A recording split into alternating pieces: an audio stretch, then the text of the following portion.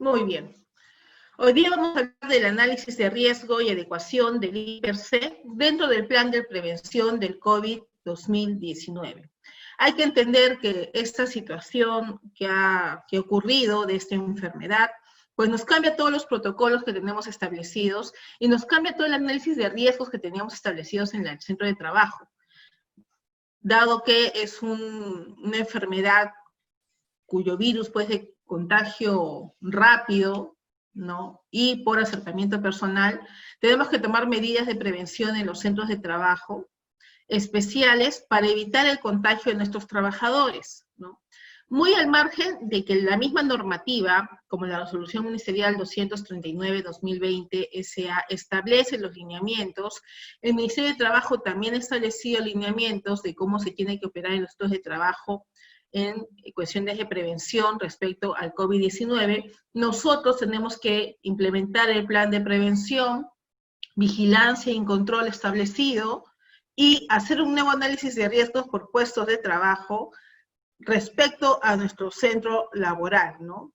Ahora hay que tener en cuenta el distanciamiento, hay que tener en cuenta el manejo de equipos, el manejo de herramientas, ¿no? Que tienen que ser ya personales, no se pueden compartir ciertos instrumentos de repente. Entonces, todo eso es lo que tenemos que ahora evaluar como parte del análisis de riesgos.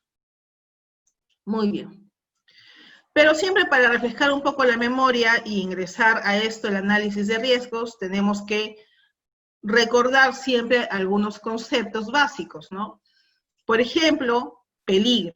¿Qué es un peligro? Pues es una situación, una característica intrínseca de algo capaz de ocasionar daños en las personas, equipos, procesos y ambientes. Es la fuente de que ocurra algo, ¿no? Un peligro es una calle transitada, de bastante tránsito, por ejemplo, de vehículos, ¿no? Un peligro es un perro en la calle, un peligro, el famoso ejemplo del tiburón en el mar, ¿no? Un peligro puede ser una escalera, también puede ser un peligro, es una situación, una característica, ¿ok? Un objeto también puede ser un peligro, un acto también puede ser un peligro. De ahí tenemos el riesgo. ¿El riesgo qué es? Es la probabilidad de que este peligro se materialice bajo determinadas condiciones y que pues puede originar un daño en las personas, en los equipos o en el ambiente donde estamos trabajando. Entonces, el peligro es la fuente, la situación, la característica y el riesgo de que eso se llegue a materializar. Si hablábamos que el peligro podía ser una vía de alto tránsito, el riesgo es, pues, sufrir un atropello, ¿no?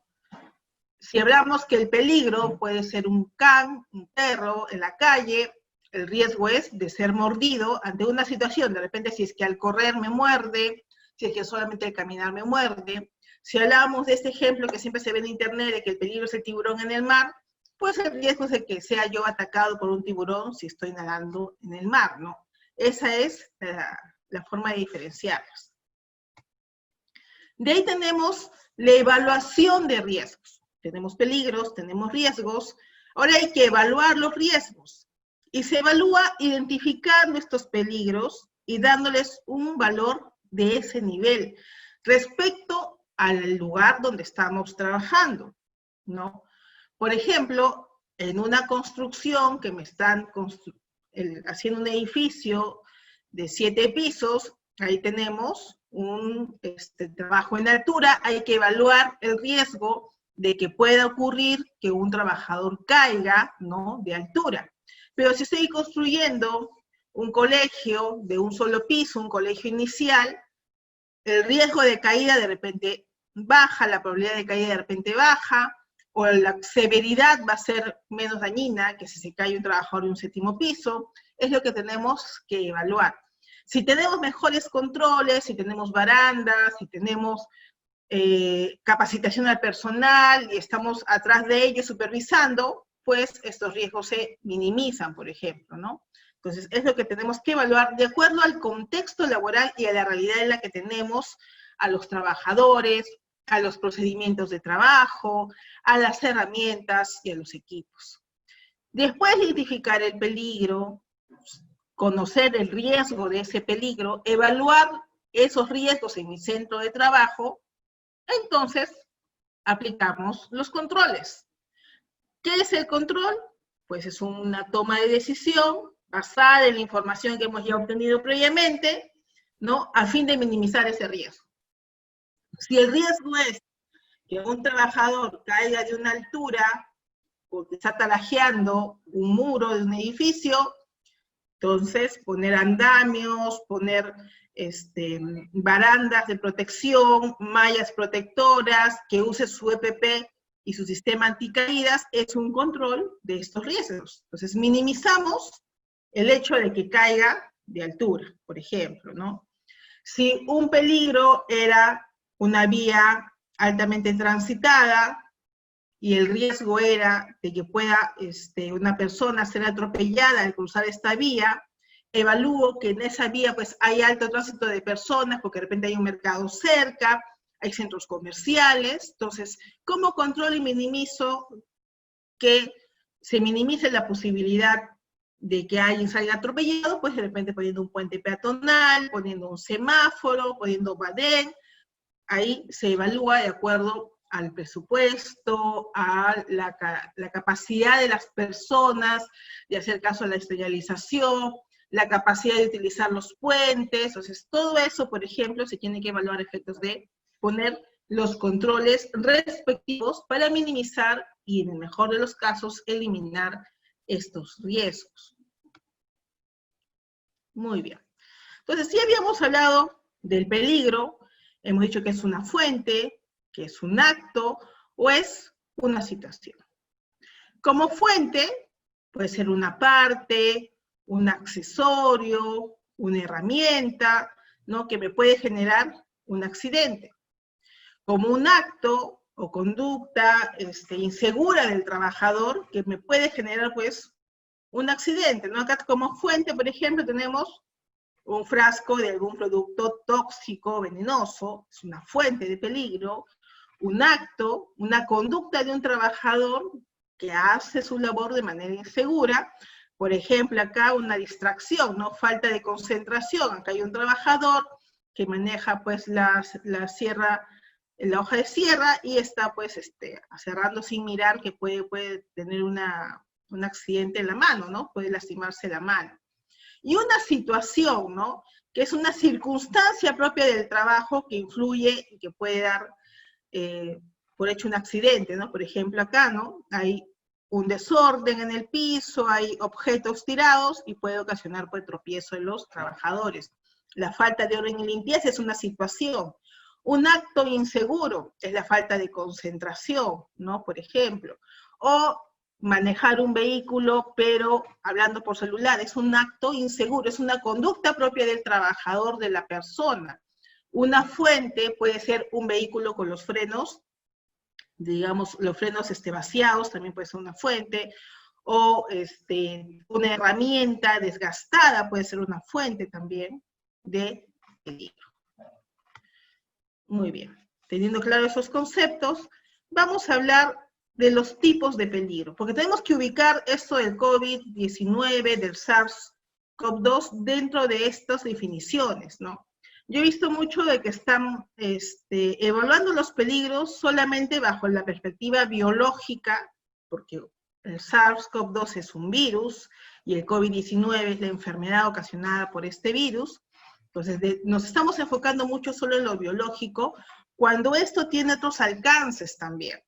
Entonces, pues es necesario hacer estos conceptos previos, refrescar un poco la memoria, en todo caso, para aquellos que ya lo conozcan, ¿no? Los tipos de peligro. Según la fuente, tenemos peligros biológicos, que son las bacterias, los virus, como el caso del SARS-CoV-2, los parásitos, los insectos. Los peligros químicos, gases, vapores, polvo. ¿Por qué los he puesto acá en negrita? ¿Por qué? Porque sí tenemos peligros químicos asociados o derivados de este SARS-CoV-2. ¿En qué sentido? En que hay bastante limpieza y desinfección que se está realizando, y a veces de una manera digamos, neófita de una manera propia de las personas que creen que utilizando un producto van a eliminar el virus que se peguen a algún material que utilizan, o de repente en esa situación están mezclando pues productos que no se deberían mezclar y están ocasionando accidentes producto del uso de químicos para la limpieza y desinfección.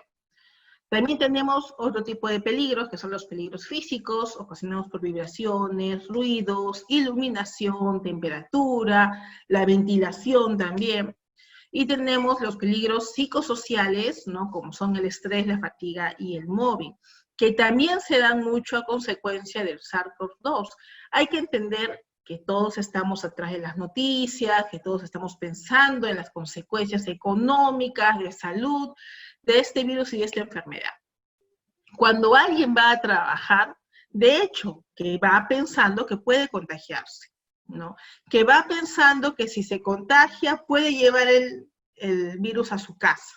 Entonces, estamos en constante pensamiento acerca de eso e indirectamente o directamente está causando estragos en la salud a inicio de un deterioro mental. Entonces, eso también tenemos que tener en cuenta. Es más, la resolución ministerial 239-2020 del MINSA establece dentro del plan de prevención del COVID vigilar la salud mental de los trabajadores. Teniendo en cuenta esto, también incluso se ha sacado un protocolo de revisiones médicas, de vigilancia de la salud mental de todos los trabajadores sanitarios del Perú que están en la línea 1 del COVID-19. Entonces, es algo que sí afecta y hay que tener en cuenta cuando analizamos los riesgos en nuestro I+C. Por eso lo estoy considerando también acá. Otros peligros como acto tenemos el trabajo en altura, trabajo en espacio confinado, trabajos con soldadura, por ejemplo, y un peligro como situación, falta de orden y limpieza, un piso resbaloso, escaleras sin baranda. Listo.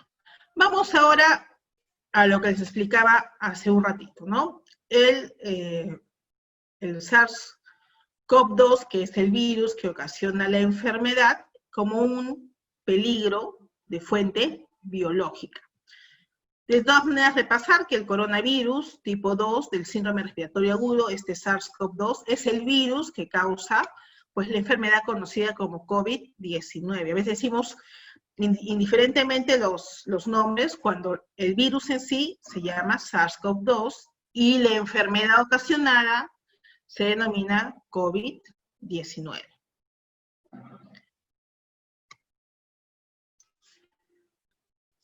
El peligro como acto o situación, tenemos respecto a este virus, el contacto directo entre personas, visitantes, proveedores, contratistas, clientes, contacto con materiales, con equipos, objetos contaminados, infraestructura del lugar de trabajo.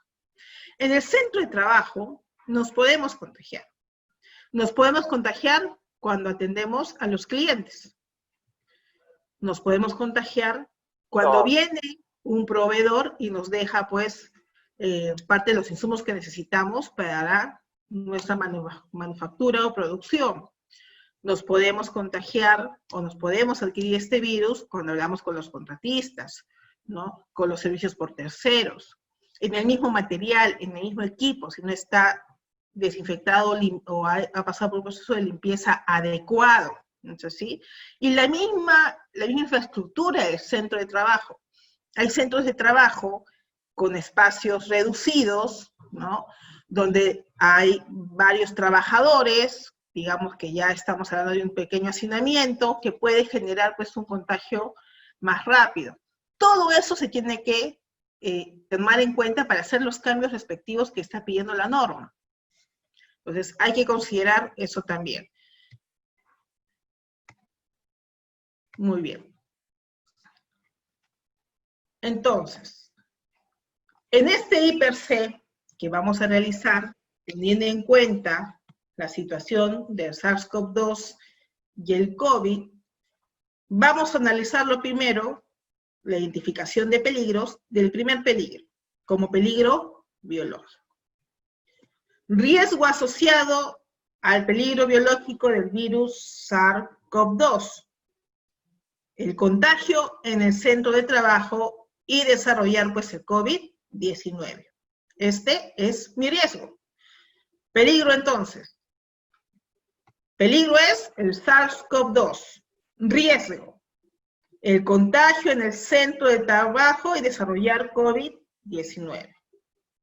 La consecuencia, y por ende hasta la severidad que puede derivar de ello, es una infección respiratoria leve a grave, una enfermedad pulmonar, una neumonía causada por coronavirus, que puede llevar incluso a la muerte.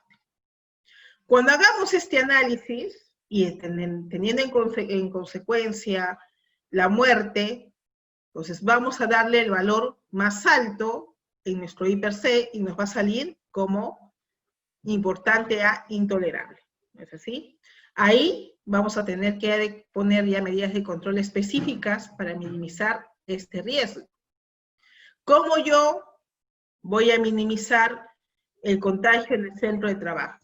Lo que me dice la normativa, la resolución ministerial 239, que es la que más voy a repetirles porque es la que nos está hablando de los lineamientos de prevención, de este plan de prevención contra el COVID, control y vigilancia, ¿no?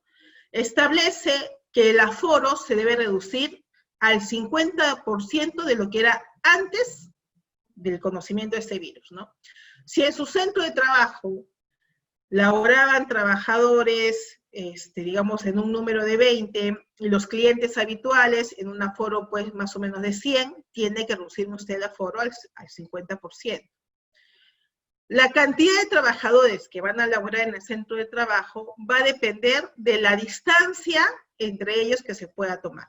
Si ya mi centro de trabajo era espacioso y no había contacto entre los trabajadores frecuentemente, o con el espacio que tengo puedo delimitar áreas para evitar que los trabajadores tengan un distanciamiento menor a 1 metro, aunque siempre recomiendo mejor 2, puedo dejar el centro de trabajo tal como está, ¿no?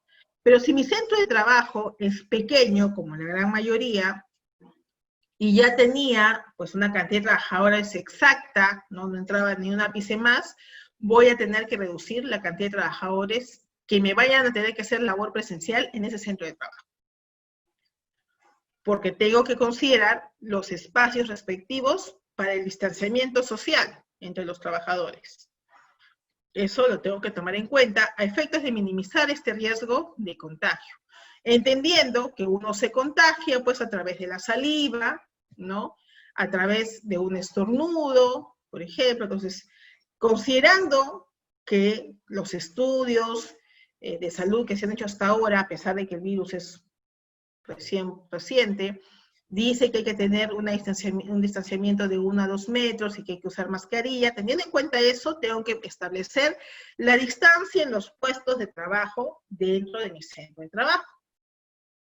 Tengo que volver a mapear y hacer esa distribución de las áreas y puestos de trabajo para evitar, pues, que ocurra la enfermedad COVID-19, para minimizar estos riesgos. Entonces, ya estamos, desde el punto de vista biológico, SARS-CoV-2 es el peligro, el riesgo es contraer la enfermedad COVID-19 y contagiarme en el centro de trabajo, porque estamos hablando bajo el ámbito laboral. La consecuencia y la severidad, pues, es que vea una infección respiratoria, enfermedad pulmonar, una neumonía causada por coronavirus y hasta la muerte, ¿no? Minimizo esos riesgos con los controles respectivos, como les estoy comentando, distanciamientos sociales, aforo al 50%, y vamos a ir viendo más adelante lo que también dice la normativa sobre lo que es limpieza y desinfección. Muy bien. ¿Bajo qué otra perspectiva tengo que verlo? Les he dicho, bajo la perspectiva de un peligro químico.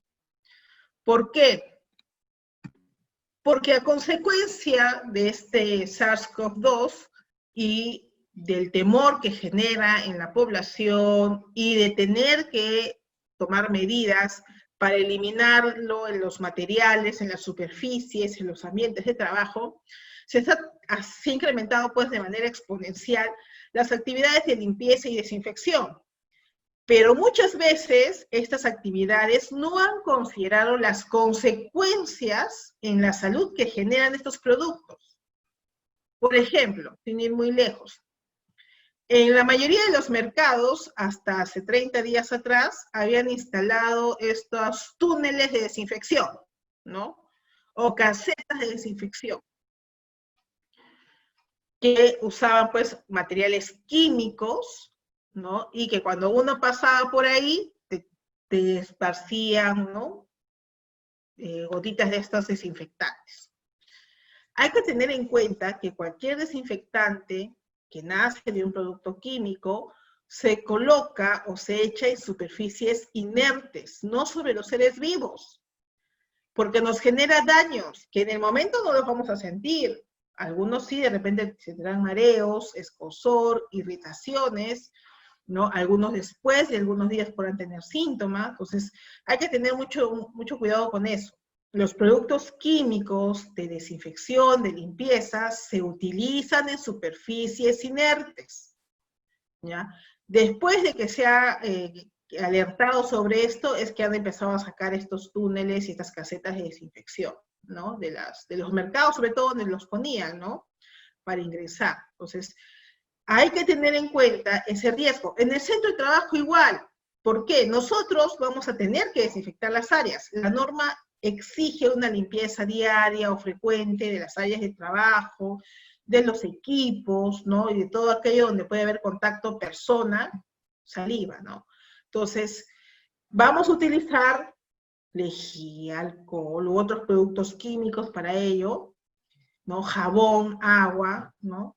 Entonces, hay que tener en cuenta que al momento de utilizarlos, el personal que los utilice tenga las medidas de protección adecuadas, establecer principios de prevención ahí, para no generar una nueva consecuencia. De repente nadie se me enferma de COVID-19, pero voy a tener trabajadores con problemas oculares permanentes, voy a tener trabajadores que se quemen o tengan corrosión o dermatitis producido por contacto por productos químicos, o puedo tener hasta fallecidos porque algún trabajador que esté en el área de limpieza me puede mezclar productos químicos que no deberían mezclarse y producir algún gas que le ocasione, pues, incluso la muerte, ¿no? Entonces, hay que considerar esto de manera clara, teniendo en cuenta tanto la resolución ministerial 239-2020, como también hay una resolución directoral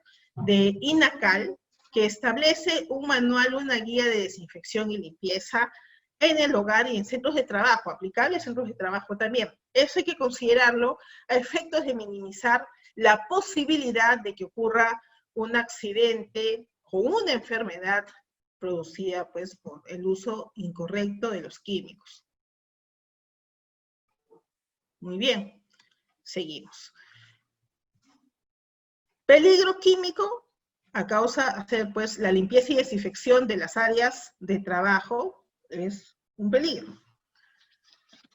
El riesgo que ocurra corrosión, irritación, quemadura, explosión incluso, inhalación de gases o vapores tóxicos, mezcla de productos químicos incompatibles. ¿Cuáles son los productos químicos incompatibles? Usar cloro y vinagre, por ejemplo, me produce un gas que puede dar irritación, tos, problemas para respirar, quemaduras, enrojecimiento en los ojos. Hay mezclas de cloro y amoníaco que están haciendo personal no capacitado, ¿no? Lo mezclan y producen un gas tóxico que dificulta la respiración, da dolor en el pecho, puede cerrar las vías respiratorias y producir desmayos e incluso muerte. Cloro y alcohol en gel, lo que se está dando a veces de manera común, ¿no? Porque a veces nos echamos el alcohol en gel en alguna superficie incluso y estamos echando la lejía, ¿no? Que la denominamos así. Esta mezcla produce cloroformo, un químico que es altamente tóxico, ¿no? El vinagre y peróxido de hidrógeno, pues también al mezclarlos produce ácido peroxiacético y puede ser enormemente corrosivo y peligroso. Entonces hay que tener cuidado con ello al momento de hacer la limpieza y desinfección de nuestros centros de trabajo. El personal de limpieza es, digamos, los trabajadores que tienen un alto nivel de riesgo de contagio, porque ellos están cerca, pues, a eliminar estos virus, limpian, ¿no? Pues hoy tienen que tener una indumentaria que los proteja, y también tienen que ser capacitados, civilizados en el uso correcto de los materiales de limpieza, de estos productos químicos que van a utilizar. Establecer también, como control de ello, un procedimiento claro, una directiva clara de cómo realizar la limpieza, qué productos utilizar en cada área, qué productos utilizar en cada superficie, ¿no? Vuelvo a repetir, capacitación es primordial para efectos de que el personal de limpieza no cometa un error por falta de información y termine, pues, ocasionándose un accidente laboral. Consecuencias y severidad, pues, de estos riesgos, daños en el sistema nervioso, en el sistema respiratorio, en los riñones, en el hígado, en tener mucosa irritada, incluso, pues, puede ocasionar la muerte. Entonces, segundo punto en tu matriz y per se. Primer punto habíamos hecho el peligro biológico. Peligro biológico era el virus, el SARS-CoV-2, su riesgo, pues, contagiarnos de la enfermedad COVID-19 en el centro de trabajo y las consecuencias que podían ser infección pulmonar, neumonía y hasta muerte. Y los controles acerca de eso, pues, establecer nuevos protocolos en el trabajo, los distanciamientos, ¿no? Para evitar los contactos, minimizar el aforo. Si el centro de trabajo es pequeño, pues tener que delimitar bien quiénes van a hacer trabajo presencial y quiénes no. Segunda parte de nuestra matriz y per se que tenemos que volver a revisar, los peligros químicos, ocasionados pues por la limpieza y desinfección de estas áreas de trabajo. ¿Cuáles son los riesgos? La corrosión, la irritación, las quemaduras, las explosiones, inhalación de gases, ¿no? Por producto pues del uso de estos químicos y de la mezcla indebida de ellos. Y su consecuencia que puede ocurrir, pues daños en el sistema nervioso, sistema respiratorio, en los riñones, hígado, mucosa irritada, incluso la muerte. Vamos con el siguiente punto. Nuestros peligros psicosociales, que hay que tenerlos en cuenta porque la misma normativa así nos está exigiendo. La normativa indica que hay que hacer una vigilancia de la salud mental de los trabajadores, ¿no? Porque hay peligros psicosociales, ¿no? Esto de que ya estamos saliendo de casa, estamos yendo a trabajar, pues va a conducir a una exposición mayor a riesgo de contagio. Muchas personas pueden vivir esa situación con miedo, no solamente por ellas, sino también por sus familiares. Hay que tener en cuenta las condiciones de trabajo, pueden haber cambios sustancialmente, en ocasiones pues este incremento de carga de trabajo, porque hemos dejado de trabajar un buen tiempo, ¿no? Muchos de repente han dejado de trabajar y están reingresando. Entonces, hay que tener en cuenta ello, que la carga de trabajo de repente se va a incrementar por todo lo que se dejó de hacer y tener pues en cuenta que esto le puede afectar mentalmente al trabajador, ¿no? Puede ocurrir pues un estrés laboral de ello. Entonces, considerar eso también. ¿Cuáles son los riesgos de este peligro psicosocial? Incremento de la carga de trabajo, implementos de protocolos estrictos, ¿no? El riesgo también es de este estrés provocado por el trato frecuente con las personas, ¿ok? Consecuencias de esto, pues ansiedad, depresión en nuestros trabajadores, apatía, ¿no? Reacciones neuroendocrinas. ¿Por qué? Porque el estrés sí genera un efecto en la salud física de mis trabajadores.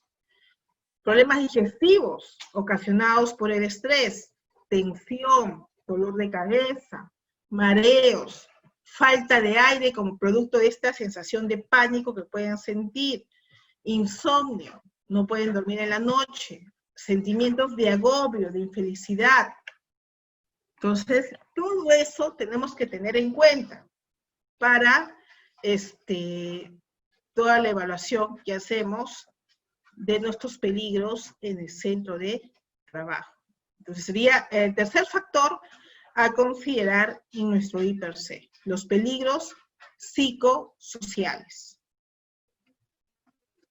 Considerarlos como parte de las situaciones que van a pasar los trabajadores. Considerar de que muchos de ellos pues, necesitan trabajar y necesitan ir al trabajo, pero están pensando en los riesgos constantes de contagio, puede haber falta de concentración, y puede esta falta de concentración, producto del estrés, generar un accidente laboral. Entonces, sí es necesario y también primordial hacer un seguimiento de estos peligros psicosociales. Disculpe, no sé si puedo hacer una pregunta. A ver, un ratito, por favor. Vamos a... A ver, listo, ahora sí. Un ratito dejamos entonces para que puedan hacer las preguntas. Díganme.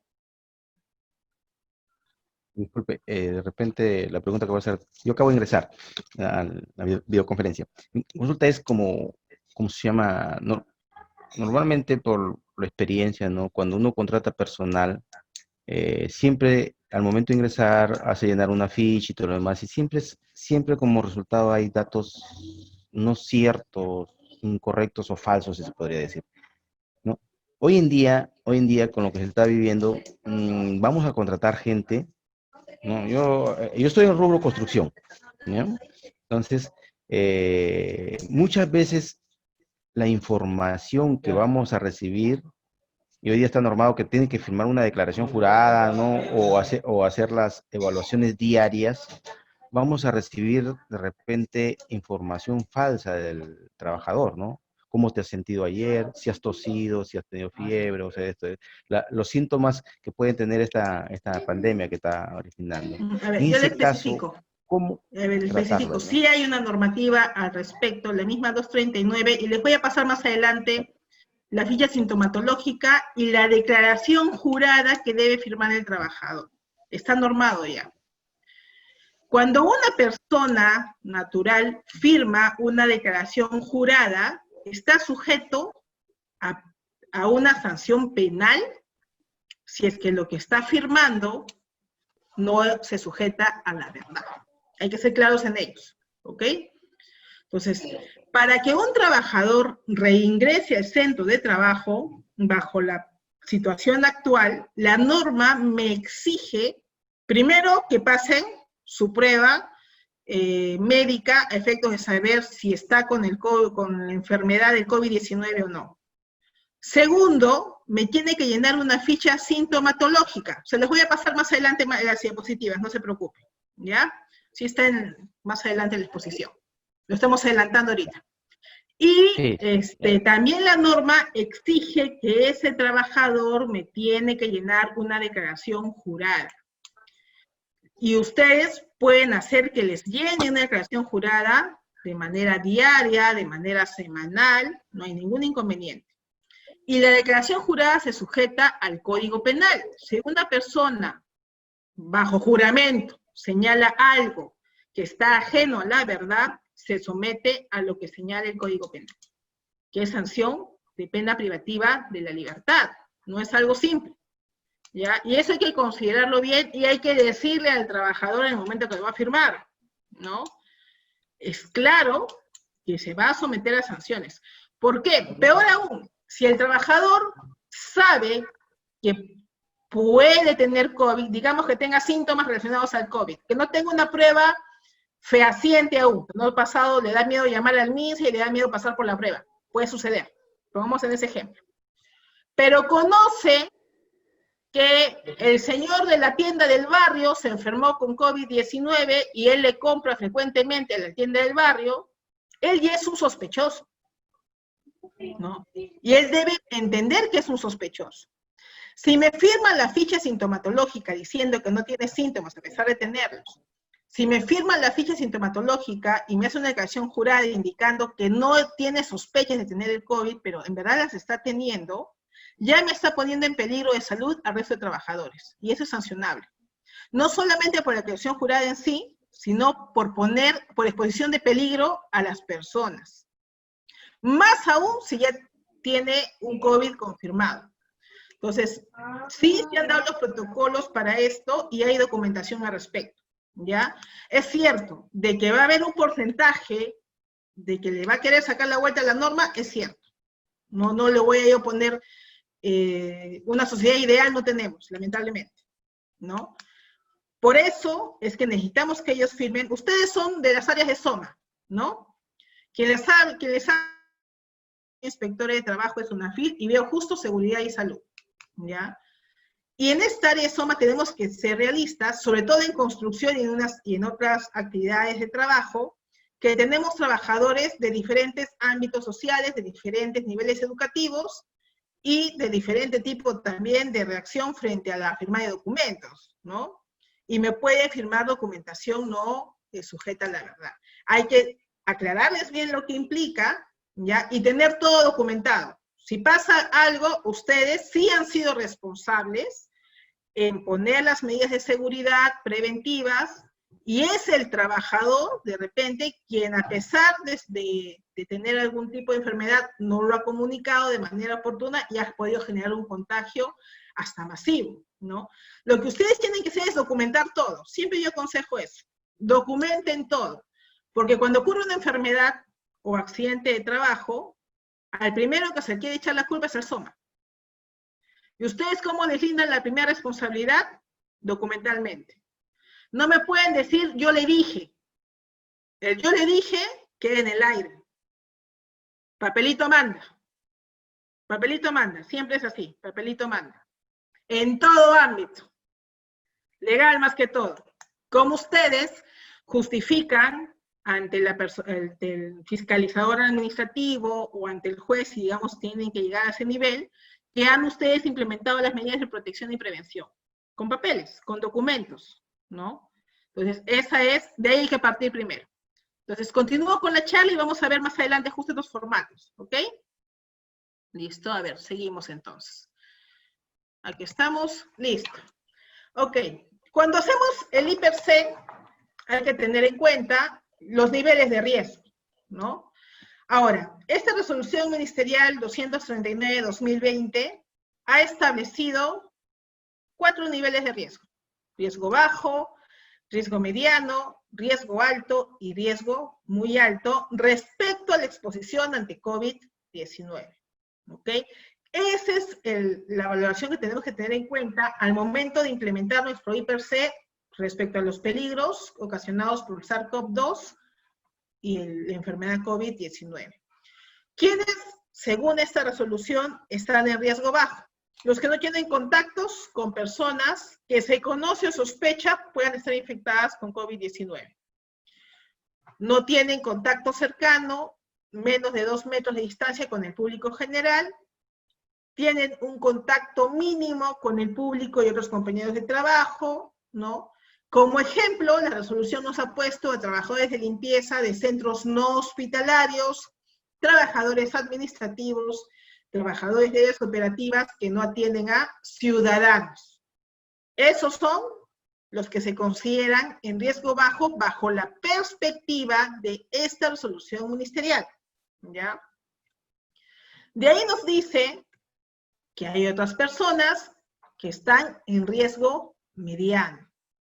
¿Quiénes son los que están en riesgo mediano? Los que tienen contacto frecuente y cercano a personas a menos de 2 metros de distancia, que podrían ser sospechosas o infectadas con COVID-19, pero que no son pacientes de COVID. ¿Quiénes nos pone como ejemplo?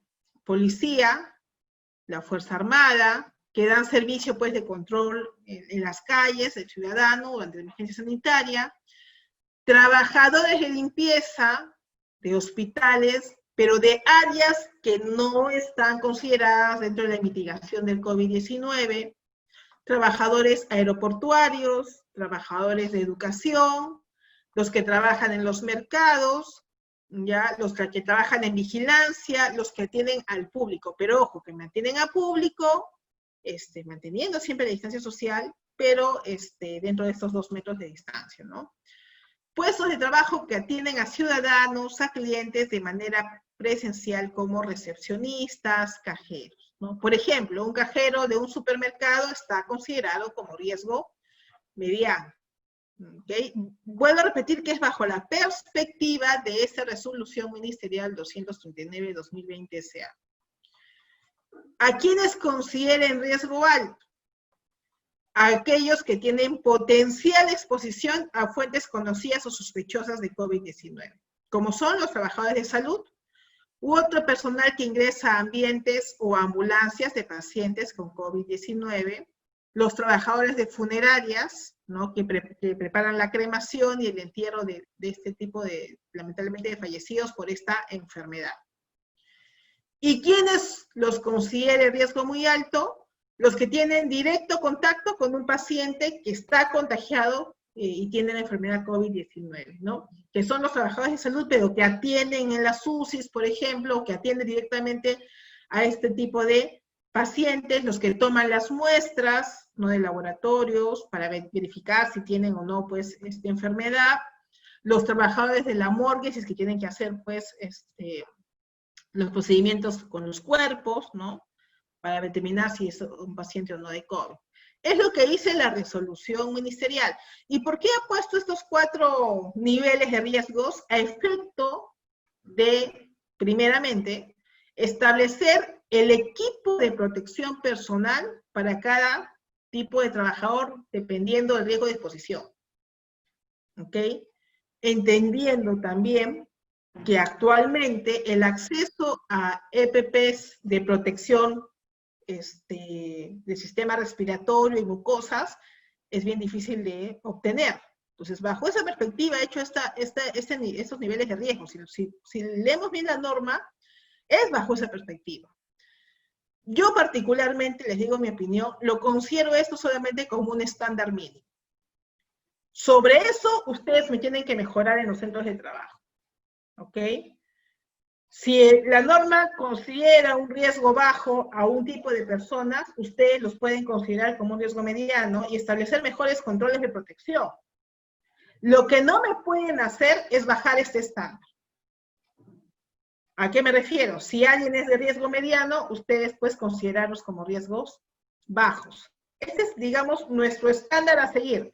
Nuestra línea de la cual nosotros vamos a tener que implementar mejoras.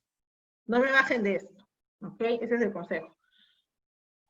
Considero que es muy mínimo estos riesgos de exposición que ha establecido esta resolución, esta evaluación, mejor dicho, estos niveles.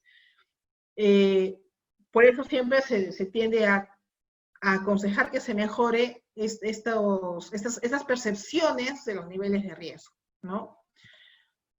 Si le pueden dar mejor protección a sus trabajadores, háganlo. Entiendo y es de conocimiento de que algunos efectos de minimizar estos riesgos es necesario implementar pues controles de protección personal que de repente no van a poder conseguir bajo esa perspectiva, entonces pueden aplicar esta resolución, porque esta resolución está para eso justo. Entonces, los EPPs me evalúa de acuerdo al nivel de exposición a esta resolución. Entonces, vámonos ahora a las medidas de control. Hemos hablado de los peligros bajo la perspectiva biológica, química, psicosocial, ¿ok? Hemos hablado de cómo es que se evalúa los niveles de riesgo, ¿ya? Considerando esto del COVID, ¿ok? En estos niveles, teniendo pues bajo, mediano, alto y muy alto, los ejemplos de quienes se consideren cada uno de ellos. Entonces, ya hemos identificado peligros. Estamos evaluando los riesgos de esos peligros, ¿no? Y ahora nos corresponde establecer las medidas de control a efectos de eliminar la posibilidad de contagio o minimizarla. Vamos en verdad, pues a tratar de minimizar estos contagios en los centros de trabajo. ¿Cuáles son las medidas de control a implementar? Limpieza y desinfección, primero. con los recursos e insumos apropiados en todos los ambientes de trabajo. Ojo, no cualquiera. Lo que sea apropiada para cada área y para cada superficie, ¿no? Evitando esto de la contaminación que se cruce por la mezcla de insumos indebidos, ¿ok?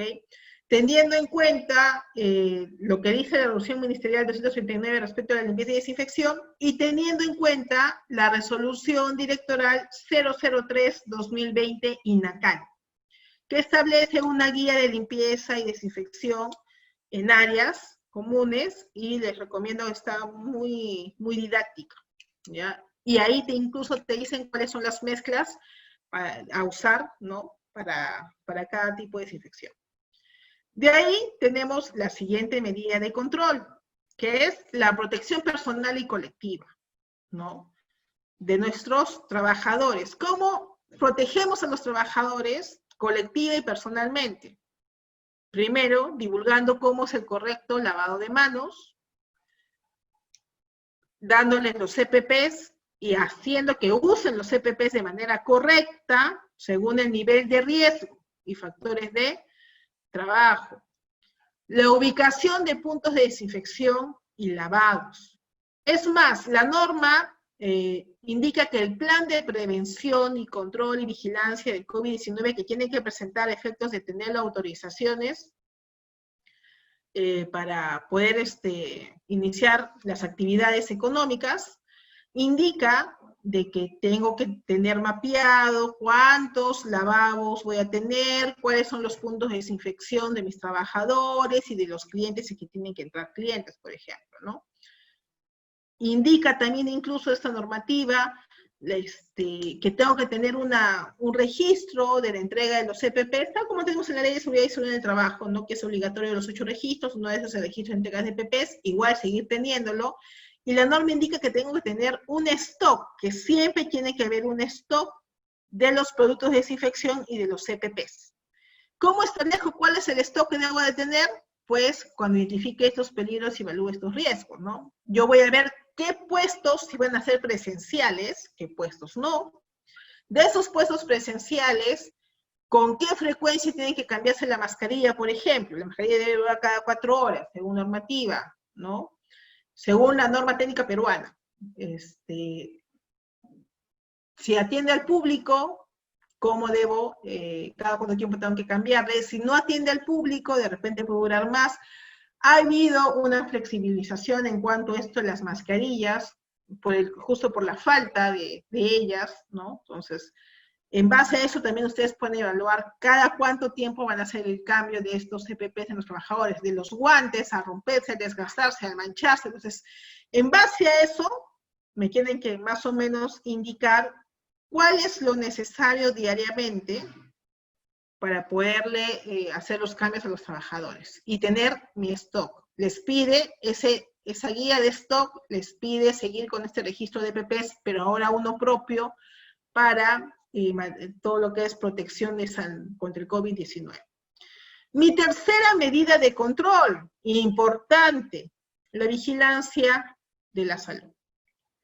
Y acá viene eso lo que hablaba el participante, ¿no?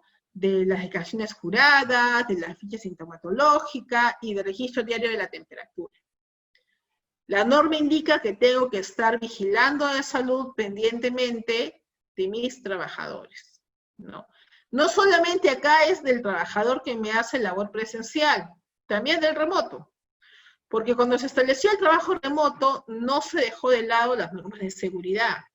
Indica incluso hacer el mapeo, el seguimiento de los niveles de estrés, de los riesgos psicosociales que hemos hablado de los trabajadores remotos, que también se someten pues a riesgos psicosociales, no están todo el día en casa, no tienen contacto social, pueden tener más carga de trabajo porque de repente no tienen una jornada claramente establecida, ¿no? Eso también lo tienen que considerar. Otra medida de control importante a implementar es la sensibilización de prevención y contagio. ¿Cómo sensibilizo al personal? Capacitándolo. Le tengo que hacer el cambio del chip, como digo a veces, ¿no? Hace poco, tuve que ir a hacer una fiscalización a una empresa y fui a la hora, digamos, intermedia donde estaban consumiendo sus refrigerios, porque ahora llevan sus refrigerios al trabajo, ¿no? Es muy poco común ver que salgan a adquirir alimentos fuera, ¿no? Tienen jornada corrida y habían llevado sus refrigerios. Todo estaba bien, estaban todos los sistemas implementados de limpieza, trabajadores con mascarilla, todo. Y cuando entro al comedor de esa empresa, encuentro una botella de gaseosa, no voy a decir la marca, para no ser cherry a la marca, y encuentro solo un vaso descartable y estaban tomando 5 trabajadores del mismo vaso. En esas épocas. Y los trabajadores tenían se habían sacado sí la mascarilla para alimentarse, por supuesto, pero tenían todas sus mascarillas, digamos, para uso, terminando de alimentarse. Se cuidaban, tenían sus lugares para lavarse, para desinfectarse, tenían protocolos, todo establecido, ya les iba a dar felicitaciones y encuentro que comparten un solo vaso. Ya. ¿Es una conducta, es un acto inseguro del trabajador? Sí. Es un comportamiento inadecuado. ¿Qué faltó acá? Sensibilizarlos. Hay que cambiarle el chip al personal. Hay que indicarles a cada rato y hasta el cansancio cuáles son las medidas preventivas. Que nos olvidemos de compartir ciertos utensilios, ¿no? Que nos olvidemos de compartir, pues, la gaseosita, ¿no? Ni del pico, ni del vaso, ni del mismo vaso, ¿no? Son conductas que algunos podemos cambiar rápidamente, pero que otros no. Les es difícil porque lo tienen habituado a su costumbre. Y eso es lo más difícil de hacer cuando hacemos medidas de control.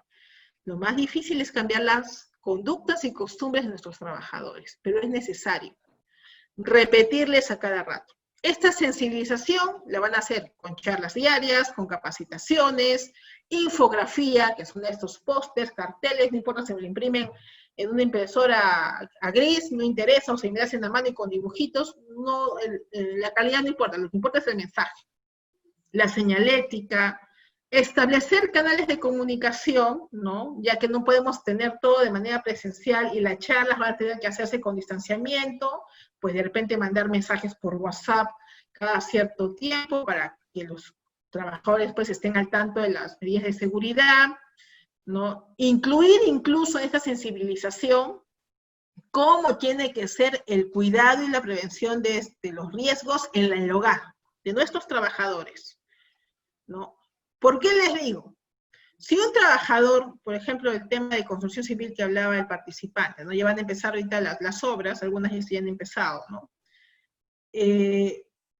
Le tomo su examen médico, su ficha sintomatológica, hago todas las medidas de protección en el trabajo, y de pronto a las 2 semanas sale positivo. Uno piensa, pero ¿cómo si acá en el centro de trabajo lo hemos cuidado bien? ¿Dónde se contagió? O se contagió en el transporte público, o se contagió en casa, porque de repente alguien en casa llevó la enfermedad, o se contagió yendo el sábado al mercado. Entonces tenemos, y la norma dice, que parte de la sensibilización que hacemos a los trabajadores debe incluir el comportamiento en el hogar. Recomendaciones a nuestros trabajadores de cómo tienen que minimizar el riesgo cuando van de la casa al trabajo y del trabajo a la casa, cuando usan el transporte público. Recomendaciones de la desinfección cuando lleguen a su hogar y recomendaciones de minimizar riesgos cuando tengan que ir a lugares públicos como un mercado, por ejemplo. Eso debe estar incluido en nuestros planes de sensibilización de prevención y contagio del COVID-19. Muy bien, habíamos entonces, como primer punto, la limpieza y desinfección. ¿No es así? Muy bien, lo vamos a desarrollar entonces. Licenciada, disculpe. Control, a ver. Disculpe. Esto de sensibilización es un tema amplio porque cada persona tiene su forma de ser, de sentir, de pensar y de actuar. Disculpe nosotros participantes que incida en mi rubro, ¿no? Usted sabe que el rubro construcción es muy, muy especial. por el mismo tema sindical, ¿no? Muchas veces esto los trabajadores son demasiado, sin, por no emplear en exceso, desobedientes. Bien, son desobedientes, no dicen, no, ellos se amparan en su sindicato, que es mi sindicato, mi dirigente. Si bien es cierto que esta pandemia debe de sensibilizarnos, no debemos ser conscientes, pero es un tema bien delicado desde mi punto de vista, la sensibilización, más aún que tenemos un horario para trabajar, de trabajo. Normalmente las charlas a veces duran 15 minutos y la sensibilización es decir, oye, pórtate bien, cambia, mira esto, lo otro más. El día a día de repente lo podemos hacer. Si la norma es, como toda norma exigente, hay que cumplirla, pero muchas veces todo esto acarrea en contra del empresario, en contra de la micro y pequeña empresa, porque él tiene que asumir esto. Es un fondo de la norma que no lo contempla el Estado, no lo ha emitido y parte de usted con sus demás colegas o funcionarios van a hacer que cumplas eso, pero no vemos la otra parte. Un comentario. Ya. Ahí lo que digo es lo siguiente, y siempre lo he señalado, ¿no? Y sí conozco a todo construcción civil, no se preocupe, sí sé cómo se comporta. Pero hay algo que a veces ustedes no utilizan, ¿no? Y lo pueden utilizar y está en su derecho a utilizarlo, que son los reglamentos internos de trabajo. Tenemos dos documentos importantes: Reglamento Interno de Seguridad y Salud en el Trabajo y el Reglamento Interno de Trabajo. En el Reglamento Interno de Seguridad y Salud en el Trabajo ponemos todos los procedimientos de trabajo seguro, ¿no es así? Que ahora vamos a tener que incluir estos contra el COVID-19. Vamos a tener que incluir ahí artículos respecto a la limpieza, la obligación de limpiarse, de desinfectarse y todo lo demás, ¿ok? ¿Y dónde van los derechos y los deberes y obligaciones de los trabajadores y las sanciones a la inobservancia? En el Reglamento Interno de Trabajo. Ahí va. Y yo lo digo, y lo he dicho delante de los sindicatos de construcción civil cuando les he tenido que dar la charla. Yo en mi Reglamento Interno de Trabajo considero que se debe de poner, por ejemplo, ¿no? Si hay un protocolo, un procedimiento establecido para hacer un trabajo seguro, la inobservancia de ello, digamos por primera vez, lo digo como ejemplo nada más, ¿ah? Por primera vez será llamada de atención, digamos, en el ejemplo. Por segunda vez de la reiterancia, una suspensión de 3 días. Lo digo como ejemplo nada más. Y una tercera vez, el despido. No hay problema en ello. No hay problema si ustedes lo ponen en el reglamento. Y el reglamento es de conocimiento previo a estas inobservancias conductuales. Por eso es necesario que los reglamentos estén listos y aprobados por los comités, si es posible, al inicio del reingreso a labores, si van a hacerme las modificaciones. Lo antes posible, para que ustedes tengan la herramienta de sanción. Seamos sinceros, en el Perú no funcionamos si no nos castigan. Es la verdad. ¿No? Yo también hablo en respecto a la realidad que conozco. No me gusta hablar de ideales, porque en el Perú no hay ideales. En el Perú, seamos sinceros, no aceptamos si no nos castigan. Si no estaríamos sujetos a una sanción pecuniaria y a pasar una noche en la carceleta, todo el mundo saldría a la calle. Aún así hay gente que sale, a pesar de la cuarentena, ¿no? Si no estuviera la papeleta de pasarse la luz roja, todo el mundo se pasa la luz roja. A pesar de ello, algunos todavía lo hacen. Pero no funcionamos si no hay una sanción de por medio.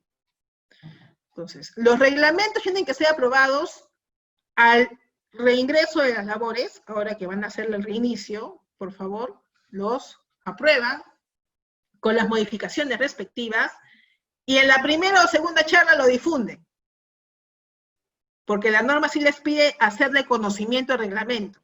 Si el trabajador me prueba que el reglamento no le fue entregado ni lo conoce, ustedes no lo pueden ejecutar, ¿ok?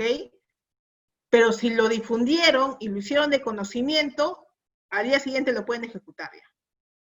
Esa es su herramienta de control a efectos de la conducta de los trabajadores, que hay algunos sí que me van a ir a observar la normativa y no van a querer hacer caso. ¿Ok? Eso es lo que les puedo decir. Ahora sí, continuamos antes de que se nos acabe el tiempo. Muy bien, pasamos con el primer control, limpieza y desinfección de los centros de trabajo. La norma aquí me señala que todas las superficies y los ambientes tienen que ser limpiados y desinfectados. Mi primer control entonces. Ambientes y superficies hay que enlistar todos los que vamos a considerar en la desinfección, ¿ya? Si tenemos más de una sede, poner, ¿no?, cuáles son, entendiendo también que de repente al reinicio de labores, no todas las sedes de trabajo vamos a utilizarlas, se puede dar el caso, entonces enlistemos en el plan de prevención los que vamos a utilizar. Considerar la afluencia de las personas, ¿ya?, para poder, para también determinar la frecuencia de desinfección. Si en un área de trabajo tengo la posibilidad de que entren clientes y ciudadanos, esas áreas tienen que ser más frecuentemente limpiadas. Distinto a una área donde solamente trabaja un solo trabajador, valga la redundancia. ¿Ya? Si es un ambiente de 5 metros cuadrados, 10 metros cuadrados, y un solo trabajador y nadie más ingresa, entonces la desinfección de repente, la frecuencia puede ser más alargada. Eso tenemos que tener en cuenta. Tener en cuenta también cuál es la jornada laboral a efectos de considerar en qué hora es la más oportuna para hacer esta limpieza y desinfección, ¿ya? Dice la norma que la primera desinfección, a profundidad, por así denominarlo, se hace antes del reingreso a laborar, o sea, antes del reingreso de las actividades. Si están en una obra de construcción y van a empezar la obra el día, no sé, lunes de acá 2 semanas, pues esta semana que viene me tienen que empezar a desinfectar todo. Antes de iniciar nuevamente las operaciones, hay que desinfectar a profundidad todos los ambientes de trabajo y después de establecer la frecuencia considerando estas situaciones. Después, vámonos a los siguientes controles. Habíamos hablado de protección individual y de protección colectiva, ¿no? Como parte de la protección individual, considerar los EPPs según el nivel de riesgo de contagio. Habíamos hablado que la resolución ministerial 239-2020 establecía estos 4 niveles, ¿no? Bajo, mediano, alto y muy alto. De acuerdo a esos niveles, por eso los han calificado así, se da el EPP de protección personal o individual. ¿Ok? Para riesgo bajo, la norma solo exige mascarillas quirúrgicas. Vuelvo a repetir que esto es el estándar. Sobre eso ustedes deberían de mejorar, ¿ya? Para los de riesgo mediano, me indica la norma que también es solo la mascarilla quirúrgica. Para riesgo alto, que ya estábamos hablando de los trabajadores de funerarias, cremaciones, los trabajadores de hospitales, ya se considera el uso de respirador N95, ¿ya? El quirúrgico, porque también hay industrial, las gafas de protección, los guantes para protección biológica, el traje de protección biológica, este traje blanco, el traje celeste, ¿no? Esos son para los que tienen riesgo alto, ¿ya? Y a los que tienen riesgo muy alto, lo mismo que el de riesgo alto, y le aumentan ahí más bien las caretas faciales. Eso es según este estándar mínimo establecido por la resolución ministerial 239-2020 CA. Sobre eso ustedes pueden mejorar, y a mi entender debería mejorarse, ¿ya? Salvando también el hecho de la posibilidad de poder acceder a estos EPPs, porque así también somos sinceros, ahorita pues escasean y sus costos son elevados. Eso sí se tiene en cuenta en la parte, digamos, de las inspecciones administrativas que vayan a pasar. Pero esto es lo mínimo que se debe tener. Si ustedes me evalúan un puesto de trabajo en nivel bajo, de riesgo bajo de contagio, solamente se les va a exigir que tengan las mascarillas. Ojo, que sean las mascarillas adecuadas para ello. Las quirúrgicas o las que ha dado MINSA, sacó un protocolo, una resolución, indicando pues unas de telas especiales, hechas bajo esa normativa, también pueden ser. Igual para riesgo mediano. Para riesgo alto ya hablamos de trajes, de guantes, del N95, y para el riesgo alto le aumentamos la careta, ¿ok? Este es el control que hacemos respecto a la protección individual. Cuando hablamos en la norma, en la Ley General de Seguridad y Salud en el Trabajo, la 29783 y sus reglamentos, el DS 005-2012-TR, establece la jerarquía de controles, ¿no es así? Y ahí se tiene en consideración que los EPPs es la última en la jerarquía de control, es lo último que se llega, ¿no? Primero se hacen pues administrativas, ingeniería del proceso y los demás. Pero cuando hablamos del COVID-19, hay que tener en cuenta que no hay otra manera de evitar el contagio si no es con el distanciamiento social y mínimamente la mascarilla de protección para evitar que entre por la vía respiratoria. Esta es la entrada al sistema respiratorio, ¿no es así? Y en base a eso, se considera que sí es necesario y obligatorio la protección individual. ¿Ok? Muy bien. Quien tenga el micrófono prendido, por favor, lo apaga. Pasamos a la apropiación colectiva, que es parte de este control. A ver, ¿quién está? Voy a silenciar. Ya, ahorita. Listo. Mejor silenciamos. Seguimos. Protecciones colectivas. ¿Qué tenemos que tener en cuenta para proteger a todo nuestro grupo de trabajadores en el centro de trabajo? Ventilación de los ambientes. ¿Ok? Es lo que me dice la normativa. Tener ambientes ventilados de manera natural. ¿Ok? Asegurar el distanciamiento social de 1 metro. Lo recomendable incluso es hasta 2 metros. Definir exactamente, según los niveles de riesgo, qué EPP le corresponde a cada trabajador. Mantener la limpieza y aforo de los espacios comunes, ¿ok? Como los ascensores, los comedores, los cafetines. Es más, el acceso a los comedores, si es que el centro de trabajo tiene comedores, por ejemplo, en el caso de centro de trabajo de servicio público, ¿no? Por ejemplo, Fiscalía, Poder Judicial, los municipios, por ahí vi algo de una pregunta de municipio que te lo voy a responder, o las mismas obras de construcción civil, por ejemplo, hay bastantes personas y hay una hora en que tienen que alimentarse. Y hay comedores para ello, ¿no? Que la norma establece como obligatorios. Pero ahora los comedores tengo que establecer horarios del uso del comedor, a efectos de que si yo tengo pues 50 trabajadores, los 50 no se me sienten ahí y ya no hay el distanciamiento social correspondiente. Voy a tener que establecer grupos para que ingresen de determinada hora a determinada hora, y así evitar la aglomeración de trabajadores en un espacio común como es un comedor. Igual si es que en mi ambiente de trabajo hay ascensores, ¿no? Solamente podrán entrar 2 o podrán entrar 1, dependiendo del espacio del ascensor. Ya no puedo entrar más personas, ¿no? Eso también lo tengo que considerar. Si hay cafetines, hay cafeterías donde tengo pues ¿cómo le llaman a estas personas que uno contrata para que te vendan el servicio de alimentos? Igual se tiene que considerar el aforo en esos espacios comunes. ¿Qué más es parte de estos protocolos de protección colectiva? Pues las reuniones de trabajo. Establecer cómo se van a realizar. Si hay charlas que tienen que ser presenciales, poner en cuenta el distanciamiento social de los trabajadores cuando se sienten en las charlas, considerar que es mejor hacerlas de manera virtual, utilizar medios tecnológicos para ello. Si el personal, por la propia función que realiza, tiene que sí o sí salir al campo, establecer cuál va a ser su nivel de riesgo al ir a trabajar el campo.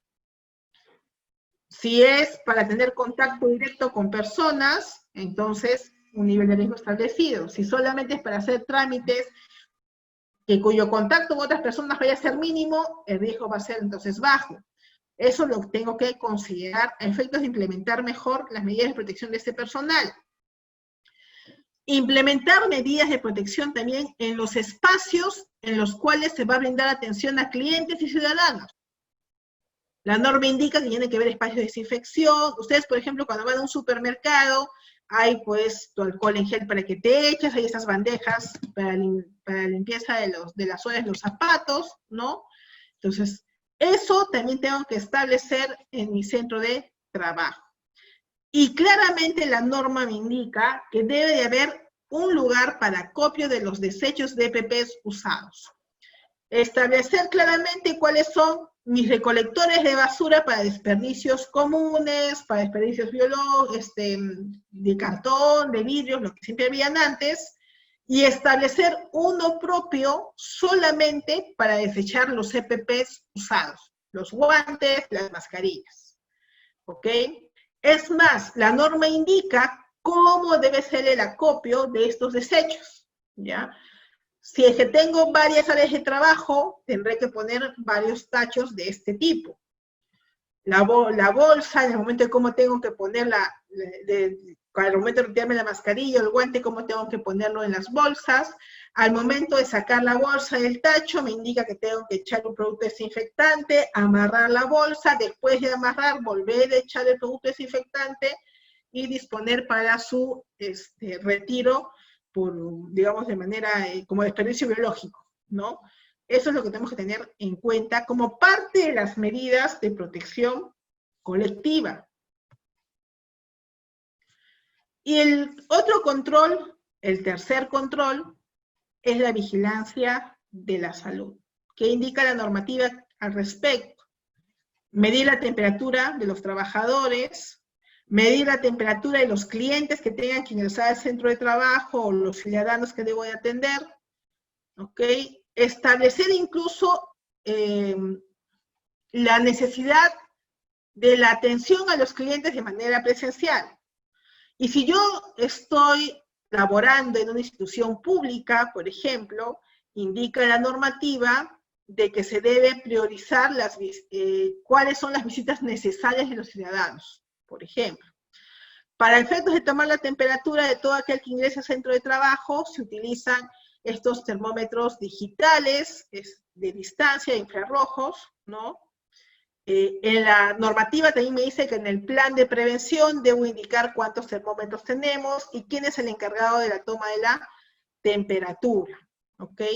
Y si en mi centro de trabajo siempre hay una cola de clientes, por ejemplo, restaurantes, supermercados, ¿no? Entonces, establecer los espacios para que los clientes hagan su fila, teniendo en cuenta el distanciamiento social y efectos de tomarle la temperatura a todos los que ingresen, ¿no? Por ejemplo, en los bancos, ¿no? Cuando ingresamos a un banco ahora, te toman la temperatura, te echan el alcohol en la mano o en el guante que estés utilizando, ¿no? Los instrumentos para medir la temperatura son estos infrarrojos que evitan el contacto con la persona. Y la norma me dice que debe haber una coordinación con el personal del MINSA o de salud, y en el caso de que la empresa pues, trabaja con una EPS, para justo ver esto de los análisis y resultados de las pruebas serológicas y moleculares para el COVID-19.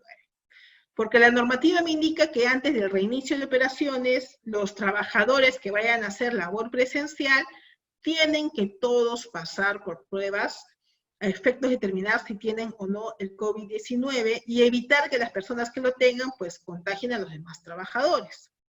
En el caso que un trabajador en estas pruebas me salga positivo y no tenga pues mayor complicación en su salud, sea asintomático o sus síntomas sean leves, va a pasar sus 14 días en casa y se activa el descanso médico correspondiente. Acuérdense que todo trabajador tiene derecho a 20 días de descanso médicos pagados por el empleador, bajo cualquier circunstancia, no solamente por el COVID, ¿eh? Se activa este descanso médico, ¿ok? Ahora, si el paciente, el trabajador después puede tener complicaciones, ya usted tiene que estar también al tanto de la salud de ellos, de los que han salido positivos, de efectos que si hay complicaciones puede apoyar, la norma dice apoyar nomás, a su derivo pues a un hospital o establecimiento de salud de efectos de la vigilancia respectiva, su recuperación respectiva, ¿ok?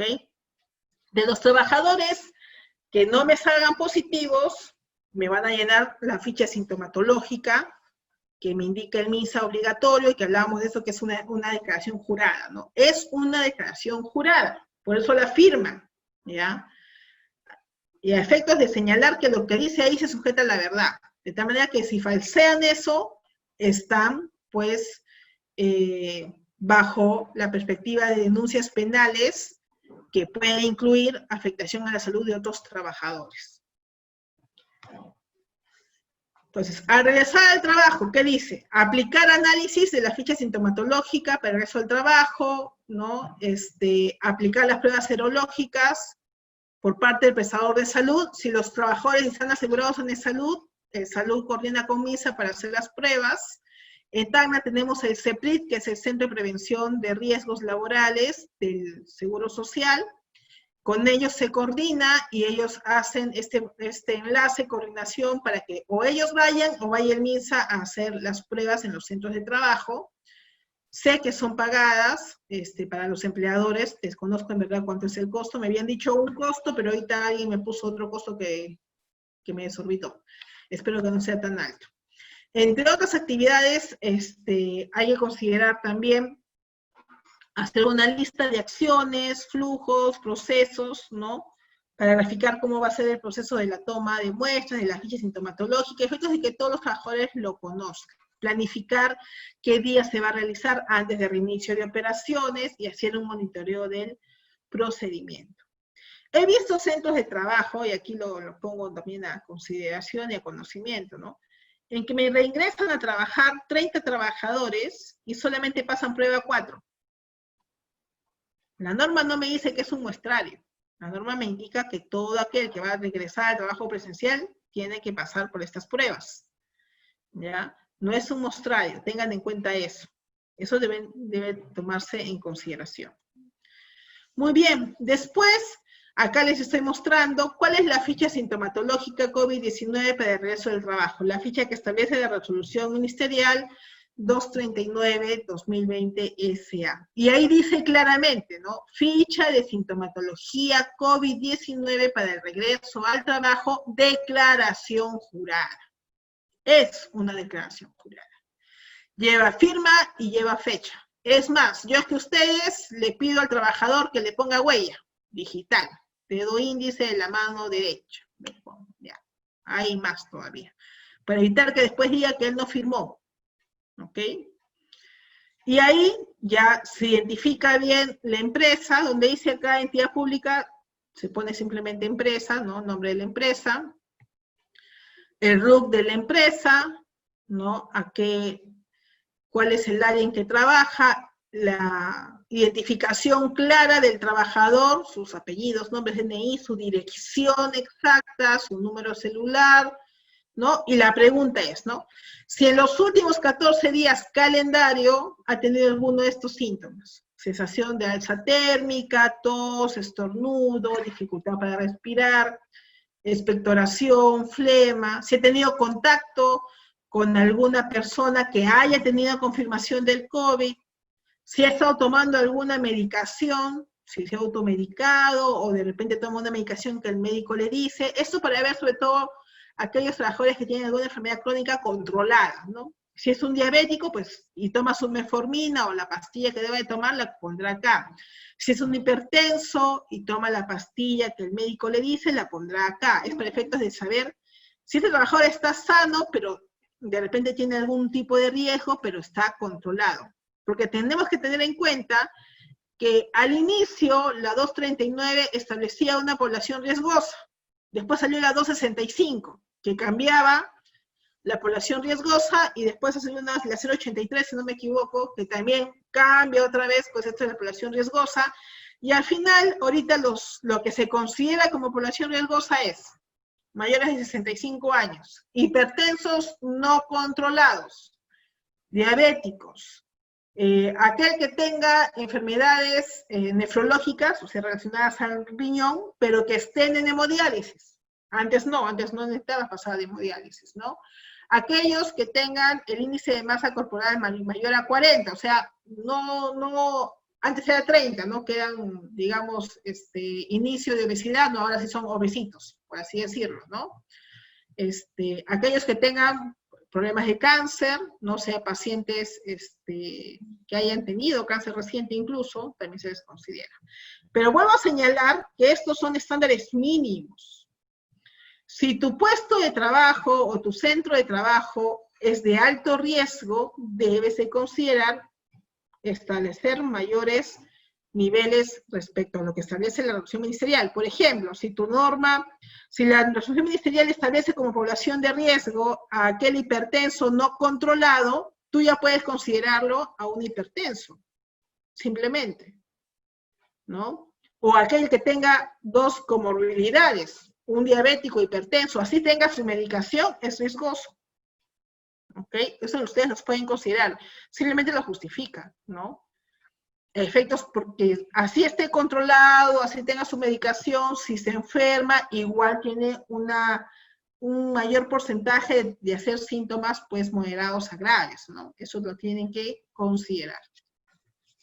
Y acá incluso al final del formulario indica, ¿no?, que todos los datos expresados en esta ficha constituyen una declaración jurada de parte del trabajador, ¿no? Y ahí está claramente incluso señalado en esa expresión, ¿no? He sido informado que de omitir o falsear información puedo perjudicar la salud de mis compañeros y la mía propia, lo que constituye una falta grave a la salud pública y asumiría las consecuencias. Al firmar esto, está asumiendo las consecuencias penales de falsear la información. Por eso se ha colocado eso ahí. ¿Ok? Y de ahí, pues, también salió después la normativa que indicaba que si el trabajador pertenecía a una población riesgosa, aún así podía trabajar llenando una declaración jurada indicando que estaba bien, por así decirlo, ¿no?, en cristiano. Y este es el formato de declaración jurada respecto al artículo 8.3 del Decreto Supremo 083-2020 PCM, que fue la última que me cambió la población riesgosa, pero que también me señalaba que podían trabajar si decían que estaban sanos, y para eso me presentan un certificado médico de estar controlados y sanos, y este formato de declaración jurada, pero de todas maneras el médico ocupacional hace una validación de si en verdad se encuentra en la situación que él está declarando, ¿no?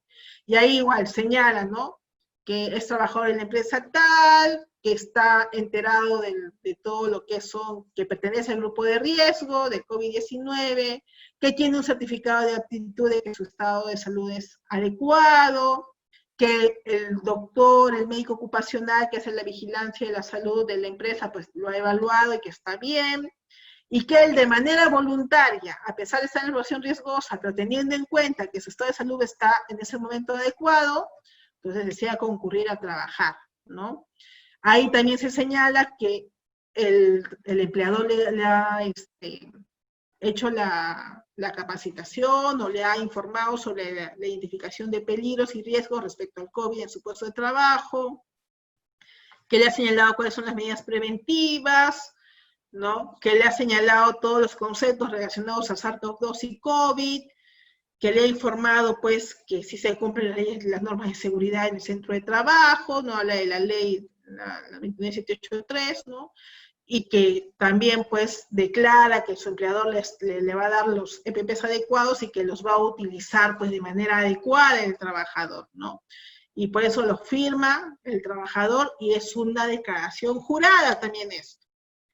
¿Ok? Lo firma el trabajador, lo firma el representante legal de la empresa, no lo firma el jefe de SOMA, ¿ok?, sino el representante legal de la empresa conforme a los poderes vigentes, y lo firma el médico responsable de la vigilancia y la salud, o quien haga sus veces. ¿Por qué he puesto quien haga sus veces? Porque hay empresas que, según la resolución ministerial 239 y la 265/2020 SA, iniciaban sus labores productivas con una enfermera ocupacional, ¿no? Entonces, ella también podría aplicar el criterio de vigilancia de la salud para esos casos, ¿ok? Y el último control, sensibilización y capacitación. Charlas al personal, ¿no?, de manera asistencial y de manera virtual, cursos virtuales sobre los temas respecto a la prevención de riesgos, También dentro de la sensibilización y capacitación está la infografía, material gráfico, pancartas, afiches, ¿no? En su plan de prevención, de control y vigilancia contra el COVID-19, tienen que establecer qué material van a utilizar para sensibilizar y capacitar. Tienen que establecerlo ahí. Por favor, ahí silencio. A ver, silenciar. No lo veo acá. Silenciar a todos, a ver. Sí, hoy congeló. Bueno, seguimos. Está congelado. Canales de comunicación y medidas y cuidado de promoción de la salud mental. Es lo que me indica la normativa. Casi lo cierro todos nuevamente. A ver, vamos a otra vez. Para evitar los ruidos. Muy bien. Canales de comunicación adecuados y medidas para el cuidado y promoción de la salud mental. Ya habíamos hablado de esto también, que la norma así me lo está exigiendo. Muy bien, eso sería todo respecto a esta charla. Ahora sí, vamos a pasar, en todo caso, a las preguntas. Voy a abrirles el audio a todos. A ver, ya está. Activamos a todos. Primero voy a leer lo que han puesto en la... ¿Ya? ¿Yo qué? Ya caminando lo volteo. Ah, ya. Las pruebas rápidas solo se toman una vez o cada tiempo se puede realizar. La norma especifica que se van a tomar antes del reinicio de operaciones. ¿Ok? A todo el personal que me va a hacer trabajo presencial. No dice más. Es al reinicio de operaciones. ¿Ok? Y en el caso de que haya un trabajador que salga positivo, que tenga de pronto pues, sintomatología, vaya al MINSA y salga positivo, y viene el MINSA, ahí ya no pagan, ojo, ya el MINSA viene como parte del estudio epidemiológico, por este caso viene el centro de trabajo y me hace el barrido de todos los que han estado en contacto con el trabajador, efectos de determinar si alguien ha sido contagiado. Pero ya no es cuestión del empleador, sino es cuestión de la situación que se ha dado de salud de esa persona. ¿Ok? Dice, las pruebas según la norma no solo la pasan los que tienen una exposición a riesgo medio a más, eso no lo decide el médico ocupacional de la empresa. La norma habla del inicio de reoperaciones. ¿Ya? Al inicio de reoperaciones pasan todos. ¿Ok? Cuando los trabajadores están realizando actividades que incluyen desgaste físico, es obligatorio el uso de mascarillas. Hay investigaciones donde indican que el uso prolongado de mascarillas provocan que el usuario respire su propio CO2. Eso es cierto. Es cierto. ¿Quién de ustedes, cuando ha usado mascarilla muchas horas, sobre todo la N95, ¿no? No se ha generado, pues, una especie de sofoco? Es verdad. El problema es eso. Ahora los trabajadores que hacen esfuerzo físico... Una móvil para residencial Vía del Sol B de Bueno 20, tercer piso. La norma dice que usen mascarilla, ¿ok? Pero sí hay que tener en cuenta estos aspectos de la posibilidad de que el CO2, la acumulación de ello, pues les ocasione daños. ¿Qué harían ustedes para evitar eso? Primero que las mascarillas se van a tener que cambiar cada cierta cantidad de horas, ¿no es así? Pues al momento, de repente, hacer un descanso del sistema respiratorio, en el sentido, pues, de que haya una ventilación adecuada del trabajador, establecer esos descansos, establecer las áreas para ello, porque no me van a sacarse la mascarilla delante de todos los demás y contagiar al resto, si es que por casualidad fuera un COVID asintomático. Eso lo tienen que considerar como parte de sus medidas de control, ¿ok? De ahí... si las declaraciones juradas son modelos únicos, yo puedo agregar más condiciones, sí, las pueden agregar, no hay ningún inconveniente, ya, las pueden agregar.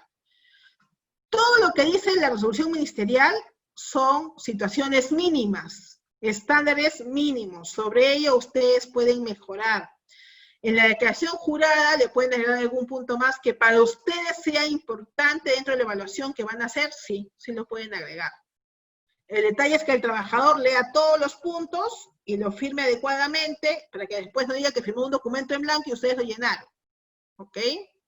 Tengan en cuenta eso. Por eso yo siempre digo firma y huella, ¿no? En ese caso la huella. Ya, recepción de documentos en mesa de partes. Tengo ese mismo problema con otra institución pública. ¿Ya? No le puedo echar alcohol, digamos en aerosol, porque malogro los documentos. Eso es cierto. ¿Ya? Debería, ahorita, trámites documentarios de instituciones públicas están trabajando todo de manera virtual. Debería considerarse el hecho de que la mayoría de solicitudes se ingresen pues de esta manera, ¿no? Escaneada, ¿no? Yo les hablo, en el caso de la Dirección Regional de Trabajo, donde presto servicio de manera destacada por la SUNAFIL, me han destacado ahí, todo se hace virtual. Esto de las suspensiones perfectas, todo ingresa de manera escaneada. Yo solicito un documento, es escaneado, ¿no? He hecho una evaluación he tenido que hacer una fiscalización de seguridad y salud a una entidad pública. Y todo les he pedido de manera escaneada, ¿ok? Hay casos, sí, en que las pruebas o los expedientes van a tener que ser de manera física, que no vamos a poder hacerlo de manera escaneada, puede darse. Ya, en esos casos habrá que establecer algún tipo de medida de protección. De repente, digamos, que en el momento que ingrese el expediente, ingrese pues en algún tipo de plástico o algún tipo de protección, ¿no? Que sí se puede desinfectar, ¿ok? De tal manera que la señorita o señor de trámite documentario no toque directamente los documentos, use sus guantes, desinfecte sí, la cubierta, por así señalarlo, y de esa manera se transporte de una oficina a otra, ¿ok? Porque el plástico sí le puedo desinfectar, ¿no es así? Con algún tipo de desinfectante o instrumento químico. Hasta que llegue la persona que sí tiene que evaluar ese expediente. Y esa persona, al momento de sacar los papeles de ese contenedor, pues usará sus guantes de protección respectivos, ¿no? Se le da la charla de que mientras agarre ese expediente no se puede tocar la cara, ¿no es así? Y después ya desechará su protección. ¿Es algo que se puede realizar? Sí, sí es algo que se puede realizar, ¿ok? Puede establecer en todo caso que lo primordial sería hacer todo de manera virtual, ¿ok? En casos extraordinarios puede implementar ese procedimiento. Ahorita no todas las normas están dadas y tenemos que ser un poco creativos, ¿no? Ahorita nos están poniendo, digamos, a prueba todos los de SOMA para ser más creativos en el momento de implementar nuestros protocolos de protección, como es trámite documentario, por ejemplo, ¿no? En la vida nos íbamos a imaginar, en diciembre del año pasado, a establecer ese tipo de protecciones con ellos. Ahora lo tenemos que hacer. Un poquito de creatividad para ello. ¿Es obligatorio contar con una enfermera ocupacional en caso de tener solo 6 trabajadores? No. La norma dice que si tienen menos de 20, pueden optar por el servicio del CEPRIC de salud. ¿Ok? En Tacna sí tenemos un buen servicio de CEPRIC de salud. ¿Ya? Ahí hay 2 enfermeras, hay un ingeniero de SOMA y hay una médico ocupacional encargada. Hacen capacitaciones gratuitas también, ustedes a solo solicitud, tener trabajadores asegurados, por supuesto, y ellos incluso les ayudan a implementar el IPER y todo lo demás en el caso de que no lo puedan hacer directamente. Y ellos mandarían a la enfermera ocupacional con cada cierta frecuencia a hacer estos análisis de seguimiento de la salud. En el caso que sean menos de 10 trabajadores, disculpen, no es 20, es 10 trabajadores, ¿ok? En estos casos de empresas pequeñas que puede ser manejable la situación, van a poder optar por el servicio de CEPRIC de salud. En Tacna funciona y funciona bien. Sí, funciona bien en Tacna. Tenemos un buen servicio ahí. ¿Para qué? De ahí. No entendí esta pregunta. A ver, desde el punto de vista, ¿considera que las personas deberían usar mascarilla N95 para salir a la calle? Sabemos que las mascarillas quirúrgicas no protegen de un contagio, pero sí de contagiar. Digo esto porque pongamos el caso de que un desadaptado con una enfermedad cuando salga a la calle sin mascarilla, ya, es cierto. El problema del N95, que se ha restringido un poco su uso, es justo por eso, porque es difícil de obtener para los sanitarios, para el personal que trabaja en salud. Entonces, si todos accedemos al N95, que harían ellos sin la posibilidad de tener la protección que para ellos sí es más necesaria que para nosotros. Ojo. De todas maneras, si tienen la posibilidad de tener un N95, es lo mejor. De hecho, que el N95 es la mejor protección. Como SOMA, siempre tenemos que proteger de la mejor manera a los trabajadores. ¿Ok? Por eso la resolución 239, lo digo, es un mínimo estándar, un estándar mínimo, sobre eso podemos mejorar.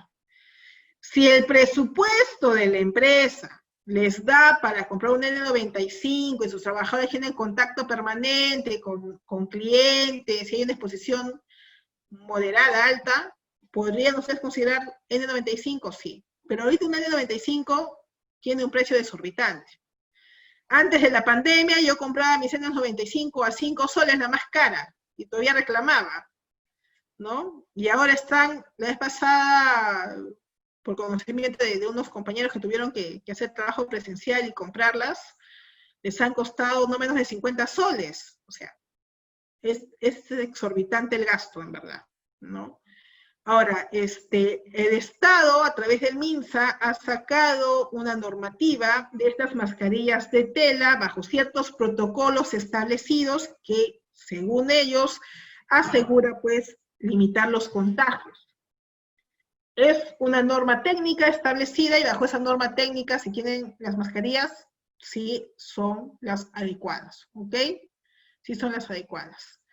Y por último, en todo caso, lo que he visto muchos empleadores hacer estos días, en base a una evaluación de riesgo que han hecho, es, si bien el riesgo puede ser bajo, moderado, y la norma solo me exige la mascarilla quirúrgica, de estas rectangulares, les ponen la mascarilla y si el trabajo lo permite, estas caretas. Y con eso están más seguros. Y les sale más económico que comprarle el N95. Les sale más económico. Acordémonos que el policarbonato que utilizan para estas mascarillas, pues es impermeable. Es impermeable, ¿no? Entonces ya los protege. Mascarilla rectangular y la careta.